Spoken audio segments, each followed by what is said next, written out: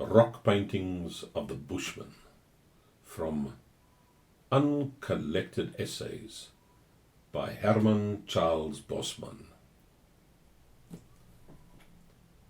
They came as immigrants, and in the, to them, whimsically foreign country of South Africa, they proceeded to paint pictures.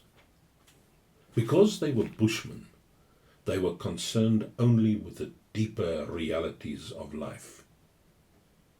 There was not the frivolity of later immigrants, whose lack of reverence for the veld led them to cut it into pieces of their own personal property, or, in a naive Philistinism, to erect headgears and smokestacks among the koppies.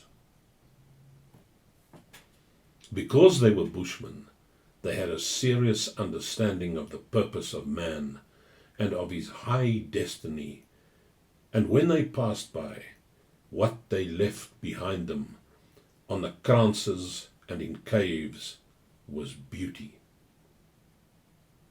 When we grow discouraged at the tawdry manifestations we discover in regard to the low state of development of the human mind today, it is as well to reflect on the exalted achievements of a people who saw life truly and who knew better than to regard a stone merely in the light of potential mineral wealth.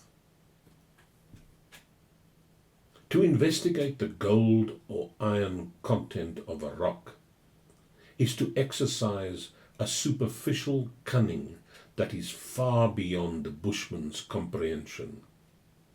That Bushman who could turn that same rock to an elevated use as a canvas on which to paint a hippopotamus's portrait. For the Bushman knew the hippopotamus's little vanities so well. He knew the hippopotamus liked having his picture done. He also knew that the hippopotamus had good reason to be proud of his appearance, for he has, in his countenance and body, that nobility and luxury of lion which Africa lavishes on all her creatures. I can only hope that it is of some satisfaction to the departed Bushmen to realize that they did not do so badly. When we speak of his projects and colossal undertakings, let us not forget the vastest conception of all, that it was the Bushmen who conceived of an entire continent in terms of an open-air art gallery. And, on the whole, this does not appear to be inferior to the idea of turning the continent into a battlefield. And what is most unpleasant about a battle, of course, is what happens immediately after it. I refer to the unhappy zeal invariably displayed by the losing side in searching for scapegoats. The best reason for painting a picture is, of course, when it is done for no reason at all. This is true of every kind of creative effort. It would seem that the Bushmen painted for magical reasons, and in this way conformed to what is but inherently part of a wayward and wistful fantasy of the soul of Africa, which dreamt of the crocodile. The Bushman sought for the magic with which to paint, and he found it in Africa, in a strange rapture, sombre in its power, stirring, heavy with the color of life.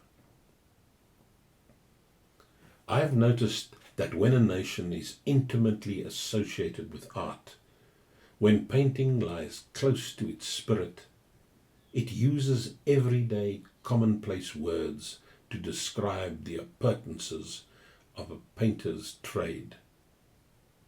It should therefore come as no surprise to learn that in the Netherlands the artist refers to his canvas as a doek. After this, there is no need to question the status of Dutch painting.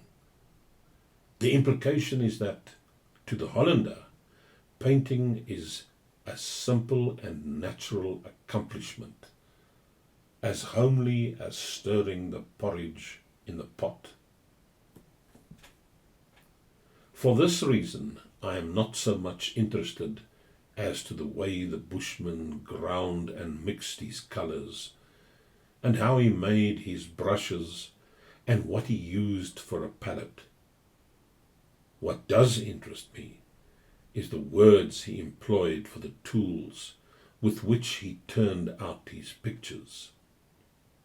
They must have been very ordinary words, stark metonymies, raw and bloody out of the earth, and therefore having in them the very spirit of great cultural achievement.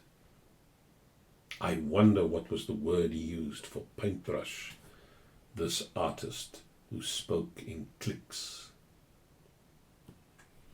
As there is a war on today, it is perhaps not inappropriate to utter a few well-chosen remarks on patriotism.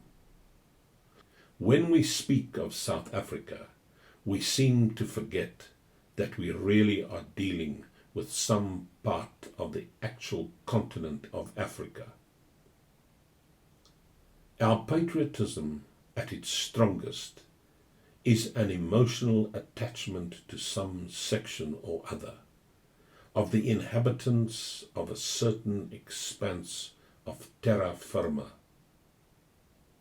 But it is patriotism that is little disturbed by an African consciousness. Our patriotism is hardly more native of the soil than is our culture. They are both exclusive, and the part they exclude is Africa. For this reason, nearly all South African art and literature is culturally thin. To describe or depict Africa is not to convey her message.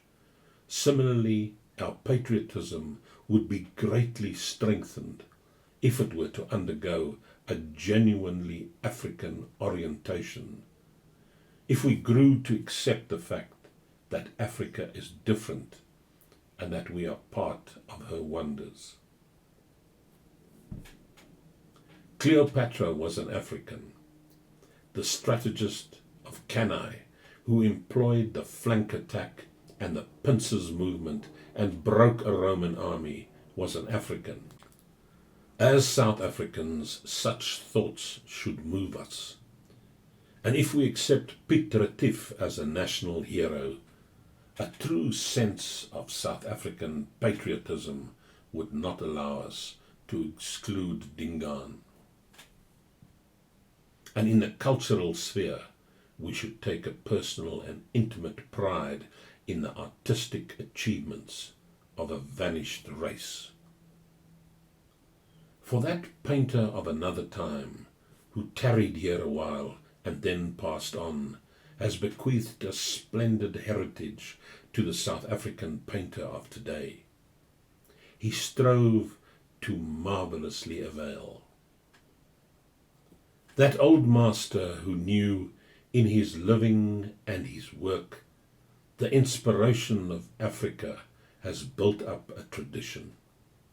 He has left behind an unidentified bequest, a faith as firm as the rocks on which he painted. He was an artist. He was a bushman.